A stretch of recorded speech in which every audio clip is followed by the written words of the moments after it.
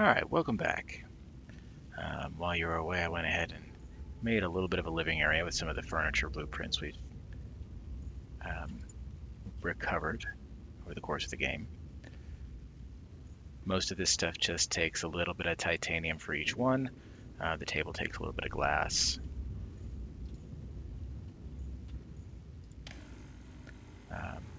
Found a place for the posters and the knickknacks we found on the Aurora.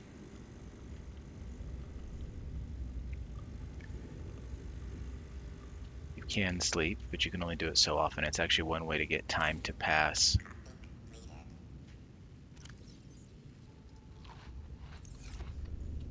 Like if you're waiting for eggs to hatch or something.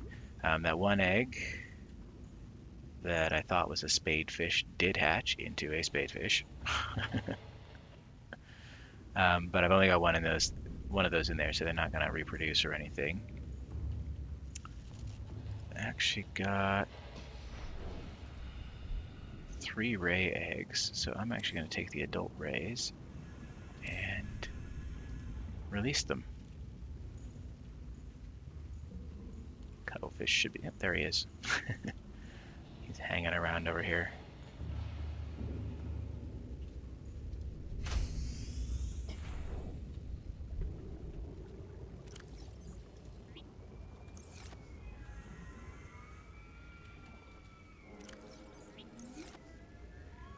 Alright.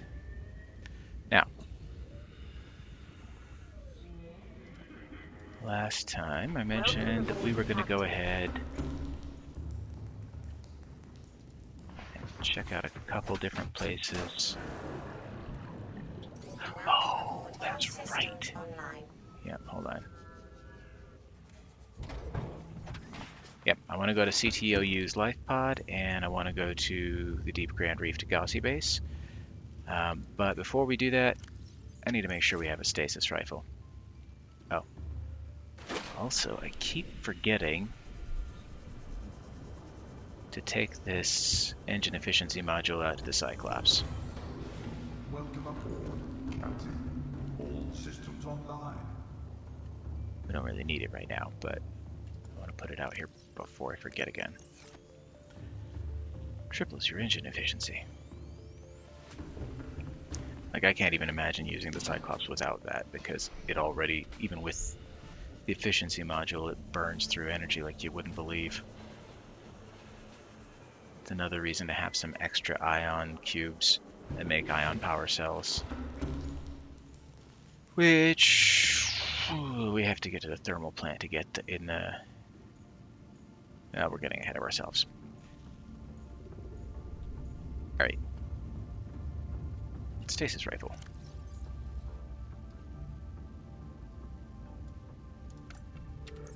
Magnetite, battery, computer chip.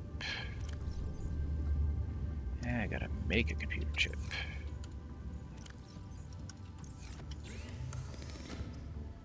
I always forget, it only takes 1 gold.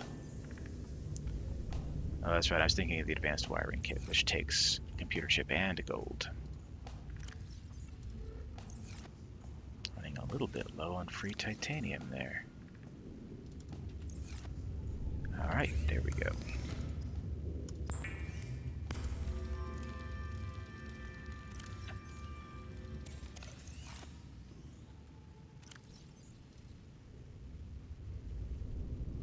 Okay.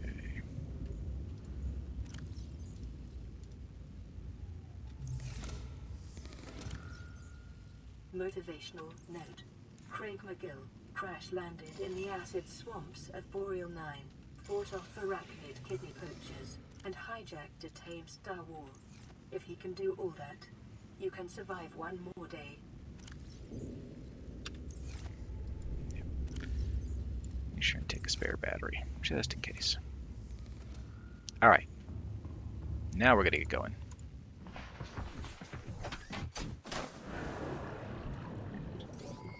So, systems online.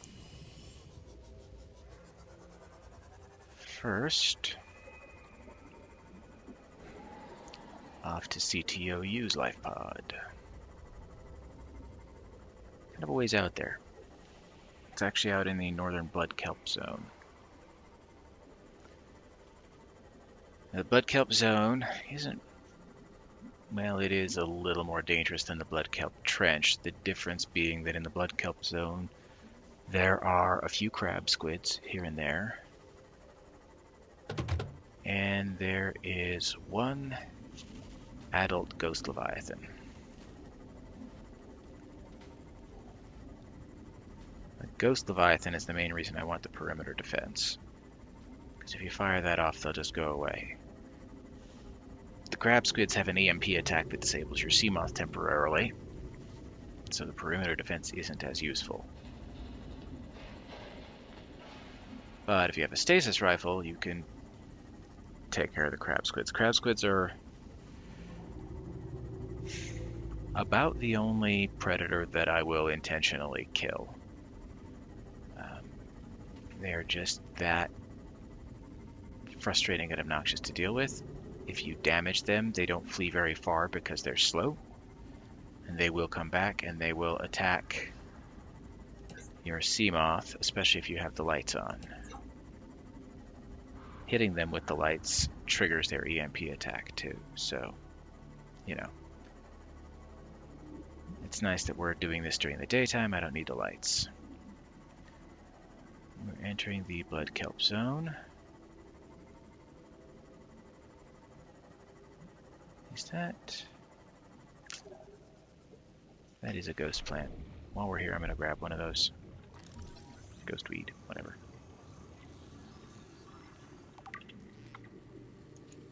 That's another one of those plants we kind of sort of need one of at the end.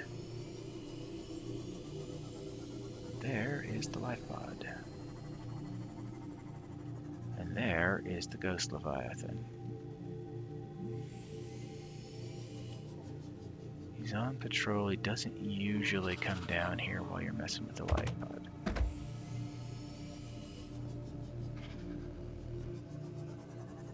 But let's stay alert just in case.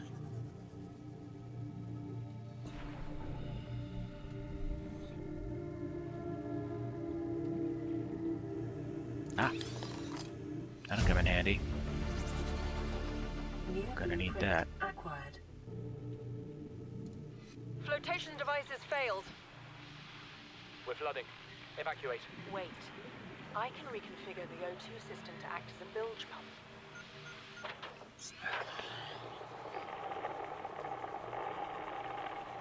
It's working. Okay, good news. We're alive and we've stopped sinking. Blood root. Okay. The oxygen's going to run out in 30 minutes and we're 500 meters down. What do we do? We'll have to use the remaining juice to send a distress call and build whatever gear we can. Then we find a way to the surface. Alright. Now, you see that that cave over there? With the crab squid lurking them up below the terrain there? That's not good. And I don't have my stasis rifle ready. Anyway, that cave is one of the entrances to the Lost River. You can get a Cyclops down there pretty easy. It's nice and big. It's probably the easiest one to find. But along the way, along the way there is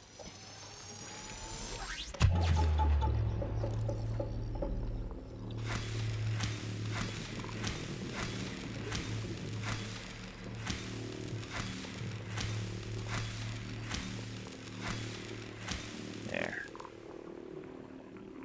He won't bother us again. Anyway, I was saying, that's about the easiest entrance to the Lost River to find, but the problem is there's a juvenile Ghost Leviathan along the way that you really can't avoid. You just have to go slowly and quietly past and hope he doesn't notice you, which is pretty tough in a Cyclops. A lot easier in a Seamoth because you have the perimeter defense. But so that's one Lost River entrance.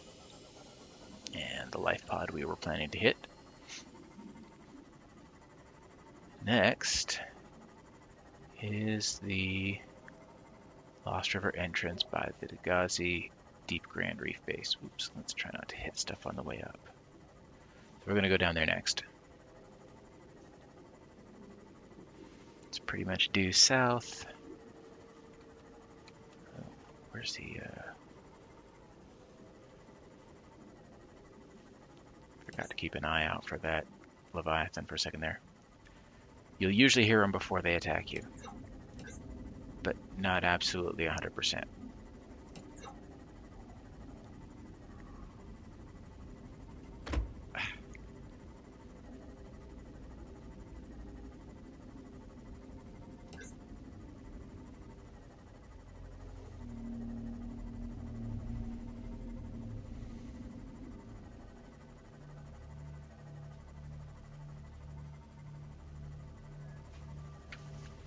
This is going to take just a minute.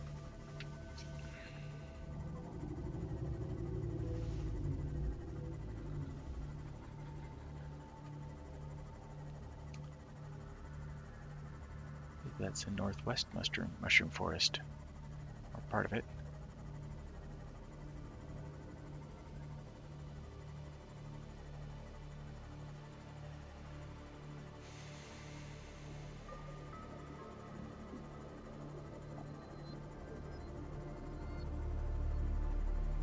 Yeah, right over that way, just off the end of that point of shallows is going to be the dunes. So we're going to dodge the dunes.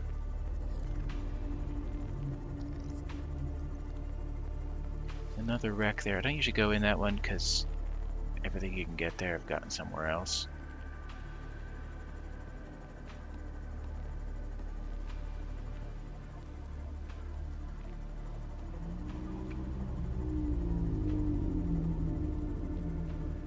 A little barnstorming here, just because we can.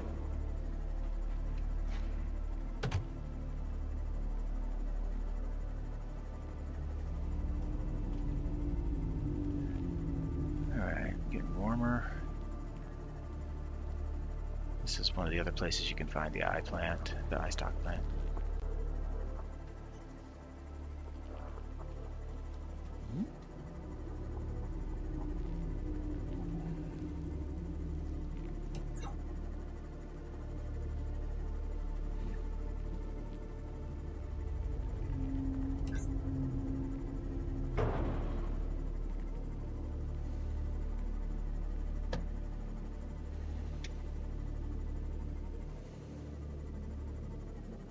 Coming down off the edge of the crags into... Oh, we're not there yet. We're going to be in the Deep Grand Reef in a second, though.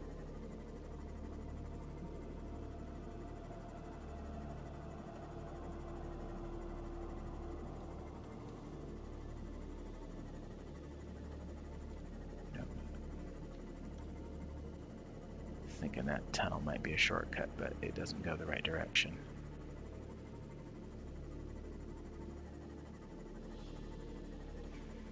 Actually, I don't think we've taken a close look at this sort of thing before. That's a large quartz deposit, and the prawn with the drill arm would be required to harvest that. Okay, let's go down. So you actually have to go beyond the base and down to a fairly significant depth and then kind of cut back underneath a shelf to find that base. So keep going down, keep looking for places you can come back.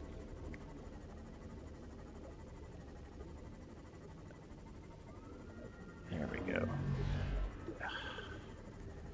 If it was just the crabsquids or just the warpers, it wouldn't be so bad, but two of them together are a real hazard. Alright, I'm going to drop this here and go take care of that guy because you can't...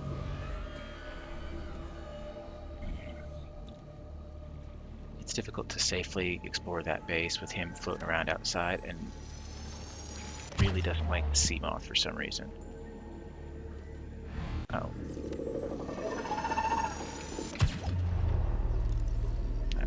Oh, got the warper too. I'll take care of him next. Titanium mass somewhere in this area. Unable to Gonna get him confirm whether it first. originated on the Aurora. Got him. Alright. So we hit the warper ran away. He won't be back for a while. And we got that guy. There's another crab squid around the other end of the base, but if we're careful, we may be able to avoid him.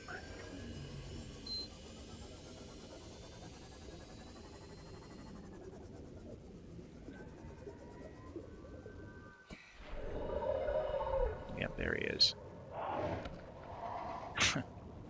Forgot. They'll actually attack each other. I'll leave the lights off just in case. This is the one base where I have most frequently been warped out by a warper attack. It's pretty annoying. Please, stop fighting and listen. We're sick. What? How? You've been coughing, right? Feeling itchy? Blisters? Yeah. The biometrics would have warned us if we were sick. It's something new. Yeah, that's it It's not in for the database. this end of things. Come on, then. What's it gonna do? Turn us inside out? Dissolve us into jelly? It's an alien bacteria. It's everywhere. Every organism on this planet. It's altering our genetic code. How are the creatures surviving if they're infected? Integrating new PDA Want me to data. cut I'm some not of going to them play the open rest of for these ya? because it's kind of a I know what spoiler, makes them tick. and it's an avoidable one. Just tell me what you need, son. There's the alien containment you can scan. Equipment. Just There's the alien containment you can scan if you haven't already gotten it at the other base. Data. Another one. Integrating Yeah. new PDA I'm gonna let you find that data. part out for yourself. That's... I could have sworn there was at least one other thing I needed here. Ah, right, that. Not gonna bother to scan it. You don't need the recipe because you only use one of them ever. Integrating new PDA data. It's an optional spot. Oh, another cuttlefish egg. That's the other thing. So this base isn't strictly necessary, but it's an alternative to things that you can find in some other places. So if you come here instead of the mountain base or something like that. Okay. Yep, that's everything here. Now, get a little low on water. Why am I carrying that around?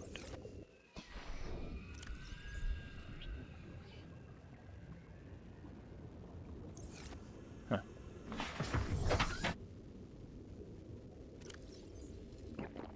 Alright. Now, if we want to go back out, we're going to go back the way we came here. Off that end of the base. We're going to head south until we can get back above the shelf. If we wanted to continue into the Lost River, this is the way we'd do it. Keep going north. Down into this area here.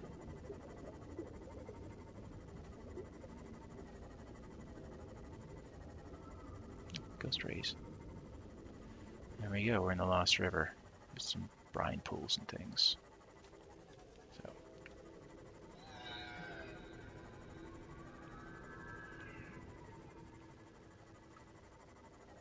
So that's the second one. That's another one that's fairly easy to find.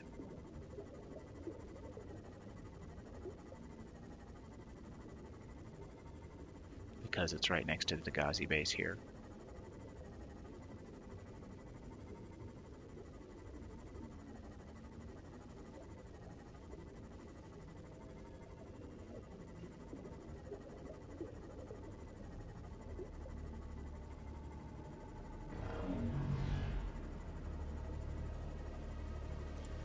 Now in a future video, a near future video, probably the next one, we're going to talk more about where you go from here. We're kind of coming to the end of the mid game, getting close into late game. There's only a few things you need to do in the Lost River, There's a couple of alien caches and some random stuff there. And then you have to continue on to the inactive lava zone. There's one key task in there, and then on to the last level, the primary containment facility.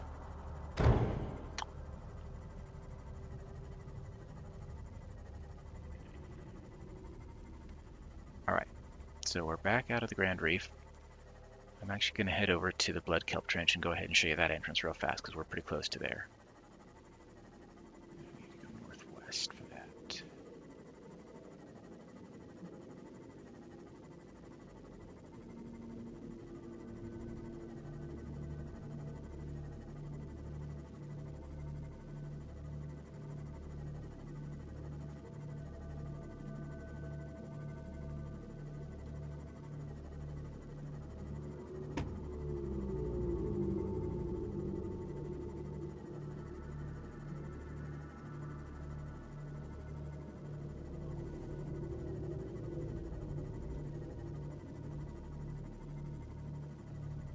Okay, there's the Blood Kelp Trench.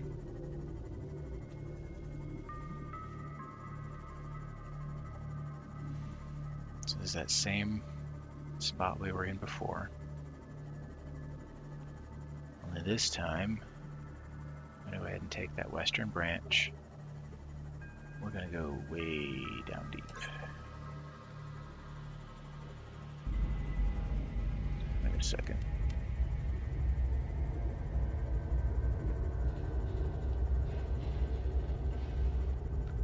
Missed the turn.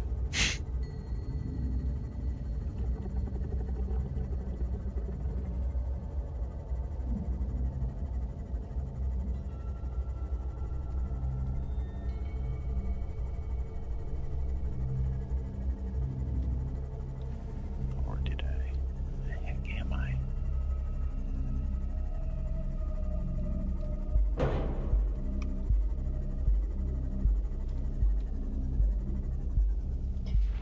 Might as well grab that while I'm here.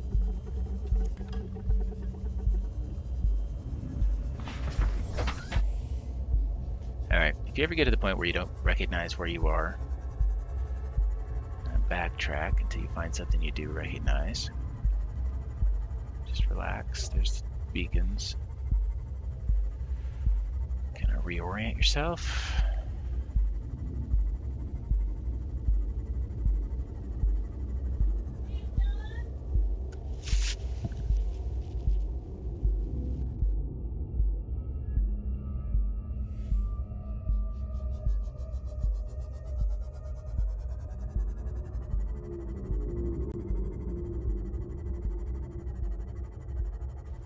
Alright. Well, we'll do what we did before when we went to find that wreck. In the last episode there. Yep, I was headed the right way. I just kind of psyched myself out and turned back too soon. There we go.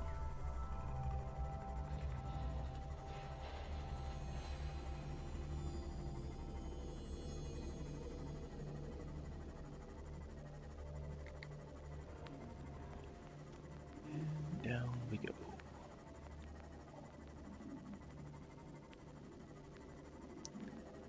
Now this one doesn't have any beacons or anything nearby it unless you choose to leave a beacon there, which I typically do. Yep, there's the wreck.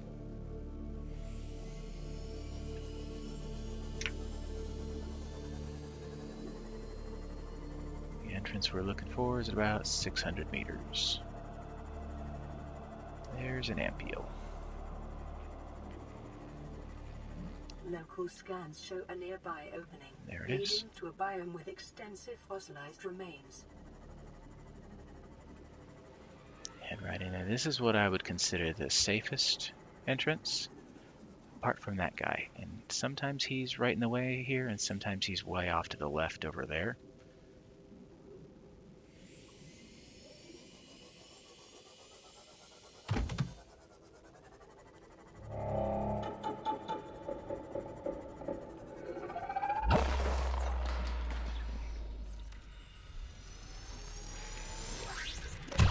We're just gonna missed. There we go. We're just gonna get rid of him so that when we come back down here later, he's not a problem.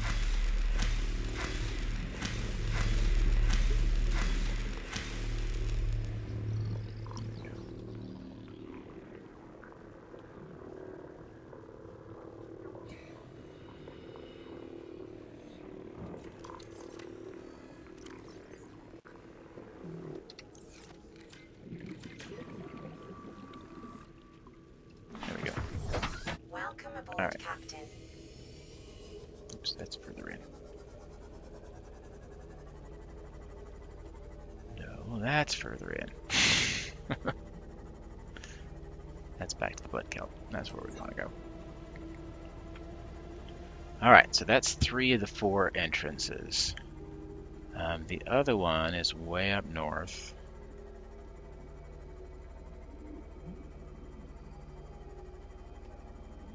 Up by the mountain.